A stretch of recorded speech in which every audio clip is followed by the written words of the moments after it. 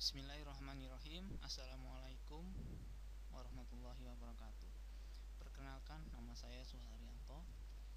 Saya bermaksud ingin memperkenalkan sebuah bisnis MLM. MLM adalah multi level marketing yang sangat bagus sekali dan sangat bermanfaat tentunya bagi kita karena fokus pada produk kesehatan. Berikut ini adalah saya akan menjelaskan slide POP, Business Opportunity Presentation. Semoga informasi ini bermanfaat bagi Anda dan bisa mengubah kehidupan Anda bagi Anda yang ingin menjalankan bisnis ini dengan serius.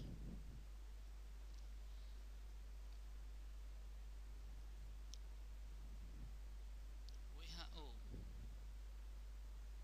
Menurut WHO, kesehatan adalah suatu kondisi sejahtera jasmani, rohani, serta sosial ekonomi. Jadi kalau kita sehat itu hanya sehat,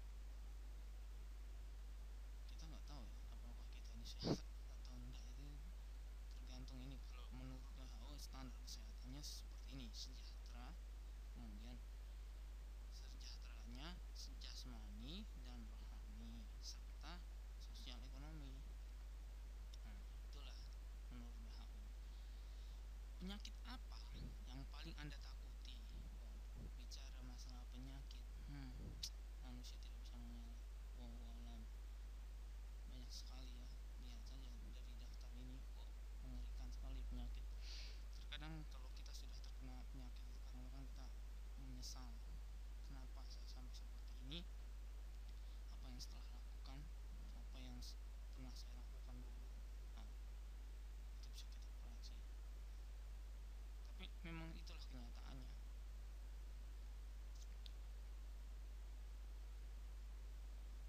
Dalam slide ini saya akan menjelaskan 6 faktor pengaruh kesehatan manusia: udara, air, makanan yang kita minum, kesehatan emosi, olahraga yang teratur, istirahat yang cukup.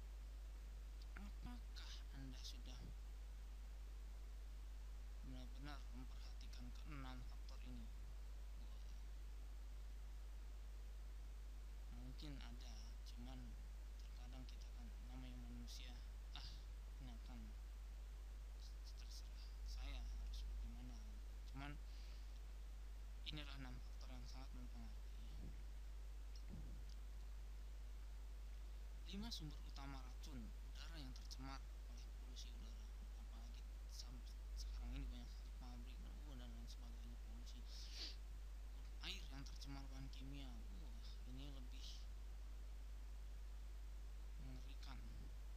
Hidup di tengah kota yang megah dengan bangunan yang mewah, namun si air itu mengandung bahan-bahan kimia yang akhirnya kita minum, itu sangat berbahaya bagi tubuh kita.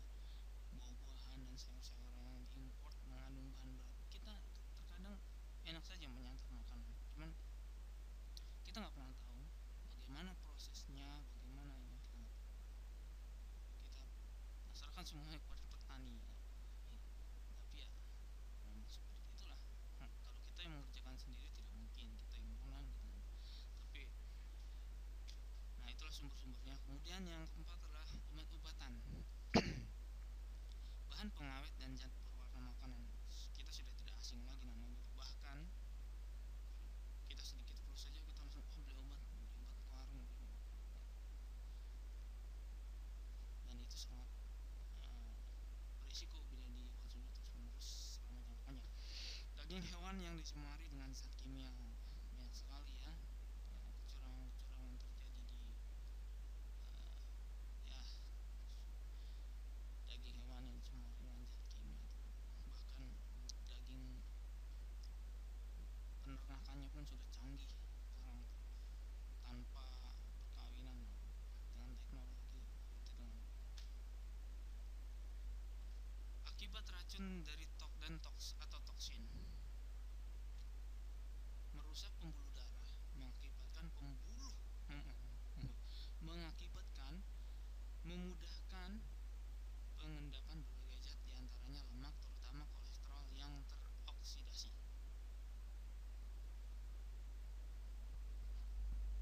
merusak inti sel terutama DNA. Peristiwa ini yang menjadi salah satu penyebab berbagai macam penyakit degeneratif seperti penuaan sel dan kanker. Kerusakan pada lensa mata, katarak, merusak atau mengubah reseptor insulin pada dinding sel, dan lain sebagainya. Penyumbatan pembuluh darah, lemak jenuh, dan RB, kemudian pengendapan pada pembuluh darah. Inilah gambarnya, Anda bisa melihatnya bagaimana pembuluh darah yang terdapat endapan lemak, kemudian dan sebagainya. Jantung, ini adalah gambar jantung, bisa Anda lihat bila pembuluh darah ini mengendap yang mengarah ke jantung, apa yang akan terjadi. Kemudian otak, penyumbatan yang terjadi di otak terjadi karena pecahnya pembuluh darah pada otak. Stroke, nah itu yang disebut stroke. Kenapa orang bisa sampai kadang di kamar mandi tiba-tiba pingsan dan kemudian lewat. Nah itu karena terjadinya pecahnya pembuluh darah pada otak. Diabetes, kadar gula dalam darah glukosa itu berlebih sehingga menjadi racun bagi penderita diabetes. Gejalanya muncul secara tiba-tiba pada usia anak, berat badan turun, kelelahan, penglihatan kabut, sering buang air kecil, merasa lapar dan haus terus-menerus, kadar gula dalam air seni meningkat. Tipe 2, muncul secara perlahan-lahan sampai timbul gangguan yang jelas. Penyebabnya adalah gaya hidup, pola makan, kurang gerak, stres, kelainan genetik. Pencegahan, pola makan yang seimbang, hindari makanan yang banyak mengandung